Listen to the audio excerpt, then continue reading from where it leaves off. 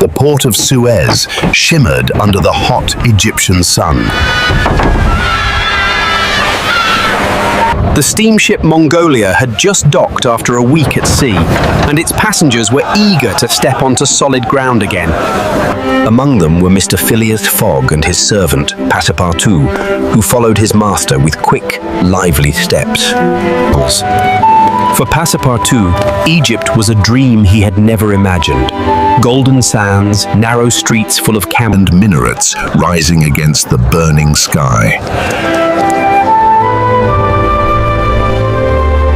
For Mr. Fogg, however, Egypt was only a point on a timetable, a line in his carefully measured plan.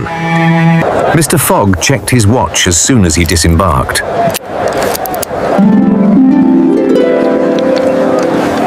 We are on schedule.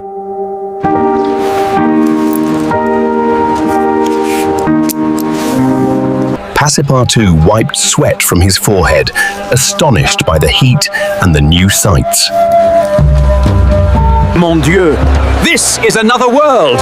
Look, Master! Those domes, those palm trees, those camels carrying water! But Mr. Fogg only nodded politely. The train for Cairo departs in 2 hours. We must not waste time. Passepartout sighed. His master was a man of precision, not of wonder. Still, he followed faithfully. Not far behind, Detective Fix of Scotland Yard kept a careful eye on them. He had followed Fogg since the Channel crossing, convinced that the English gentleman was the very man who had robbed the Bank of England. Suspect Phileas Fogg has arrived in Suez, traveling to Cairo by train. Please send warrant for arrest immediately. Might not arrive before Fogg moved further east. That frustrated him, but it also strengthened his resolve. He would stay close, waiting for the right moment to act.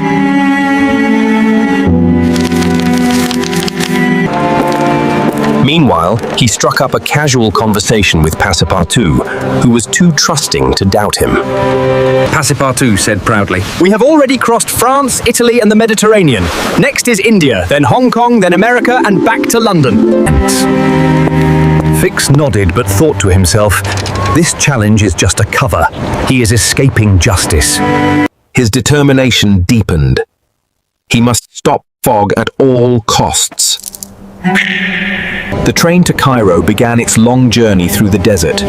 It was a curious mixture of European technology and ancient landscape. The iron tracks cut across golden sands, while the wind carried whispers of ancient caravans that had once crossed the same routes. Passepartout sat by the window, his eyes wide with delight. He pointed excitedly at every sight. Look, monsieur, Bedouins on horseback, and there, a caravan of camels loaded with goods. This land is full of wonders.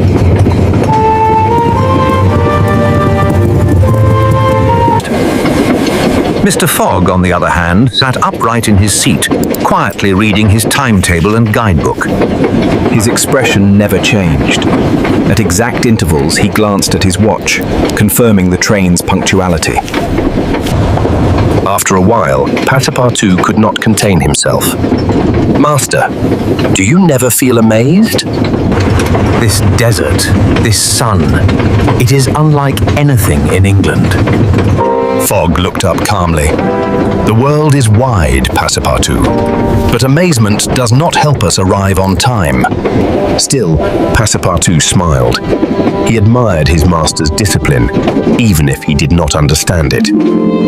By evening, the train rolled into Cairo, the great city by the Nile. For Passepartout, it was a vision from a storybook. Narrow alleys filled with colorful markets, the sound of merchants calling out, and the fragrance of spices, coffee, and roasted meat. Donkeys and camels shared the streets with carriages. Minarets pierced the sky, and the call to prayer echoed across the rooftops. Magnificent. I never thought I would see such a place with my own eyes. Mr. Fogg, however, moved with steady steps. he walked straight to the ticket office to confirm their passage on the next train to Suez, where a ship would take them toward Bombay, India. Time was everything. Detective Fix shadowed them through the crowded streets. He kept silent, but his thoughts burned. If only the warrant arrives in time. That evening, Fogg allowed Passepartout a short walk through the bazaar. The servant marveled at the lamps that glowed in things that glowed in the dark, the craftsmen hammering brass, and the storytellers gathering children around them. To him, Cairo was alive with magic. But his master was already preparing for the next stage. He calculated the hours, the distance, and the connection. We are still on schedule. If no delays occur, we will reach Bombay as planned. Passepartout nodded, though in his heart he wished for more time to explore. Still, He respected his master's mission. This was not a holiday. It was a race against time. The next morning, as they prepared to leave Cairo, Fix approached Passepartout again. This time he spoke with false friendliness. You are fortunate to serve such a master. But tell me, do you know why he is in such a hurry? Why he risks so much money? Why, of course. He is a man of honor. He has made a challenge, and he will win it. You will see. Fix smiled but thought, the servant knows nothing. I must catch the master myself. He then secretly wrote another telegram to London, repeating his request for the arrest warrant. He was determined to delay Fogg in Egypt if possible, but Fogg's strict schedule left little chance. The time soon came to leave Cairo and return toward the Red Sea, where their ship waited. Fogg bought the tickets with his usual calmness, checked his watch, and guided Passepartout back to the stations. As the train pulled away, Passepartout leaned out of the window, waving at the city that had enchanted him. Goodbye, Cairo. Perhaps one day I shall return. Fogg closed his guidebook and said quietly, onward to India.